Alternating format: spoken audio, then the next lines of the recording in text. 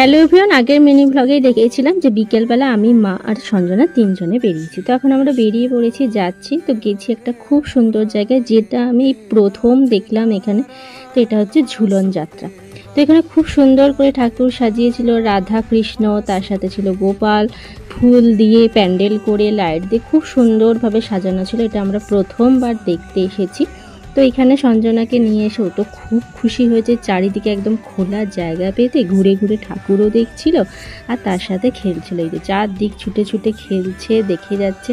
তোমাদের কেমন লাগলো জানিও কমেন্ট করে। ঠাকুরটা দেখে খুব সুন্দর করে তো সাজিয়েছে। আর এই হচ্ছে সঞ্জনা, এত মজা পেয়েছে, সবার সঙ্গে আবার কথাও বলছে, যা যা বলছে হুঁ হ্যাঁ করে সবার সঙ্গে কথাও বলছিল।